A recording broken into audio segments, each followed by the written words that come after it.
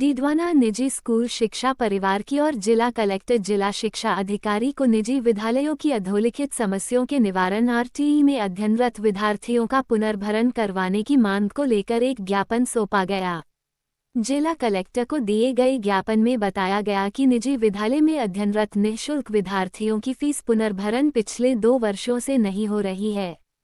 राज्य सरकार द्वारा बजट आवंटन होने के उपरांत भी जिला शिक्षा अधिकारी कार्यालय नागौर की उदासीनता के कारण जिले के सभी निजी विद्यालयों का आरटीई फीस पुनर्भरण नहीं हो रही है, जिसके कारण निजी विद्यालयों को आर्थिक संकट का सामना करना पड़ रहा है, जिसमें जिला शिक्षा अधिकारी कार्यालय नागौर से आरटीई में अध्ययनरत विद्यार्थियों की फीस का भुगतान अतिशीघ्र करवाया जाए, जिससे दीपावली पूर्व सभी निजी विद्यालयों में कार्यरत कर्मचारियों को दीपावली से पहले वेतन दिया जा सके।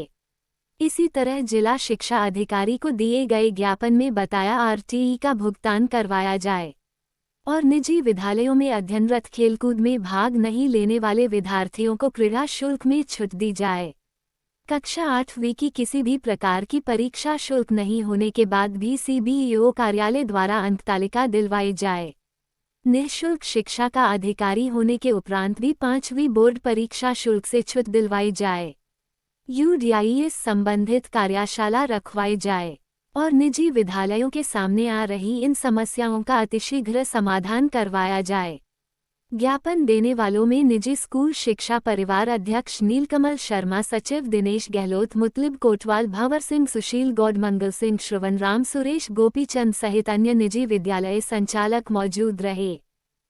हम आरटी से संबंधित बहुत सारी तकनीकी और आर्थिक रूप से जो कमियां सिस्टम में पाई गई है, उसके खिलाफ हमने कलेक्टर साहब को ज्ञापन दिया है और नए कलेक्टर साहब आए हैं तो उनका हमने स्वागत भी किया है। और यहाँ डीओ साहब आज थे नहीं, तो डीओ साहब का जो ज्ञापन था वो हमने यहाँ सीबीओ कार्यालय में दिया है। क्या आश्वासन आपको दिया? इन्होंने बहुत अच्छे से हमें जो भी हमारी कमियां थी हमारे सिस्टम में, उनके बारे में हमसे चर्चा की और उनका निराकरण करने के लिए हमें आश्वासन दिया। हमारी प्रमुख मांग थी जो कि 2022 से लेकर के 2024 तक के आरटी के बिल अभी तक लोगों को नहीं मिले हैं। तो माननीय कलेक्टर साहब से निवेदन था कि जिला शिक्षा अधिकारी को इसके संबंध में रिपोर्ट लेकर के और राजस्थान सरकार तक पहुंचाएं और जो दीपावली आ रही है तो सारे जो जितने प्राइवेट स्कूलों के कर्मचारी हैं उनको लाभ मिल सके इस बात का।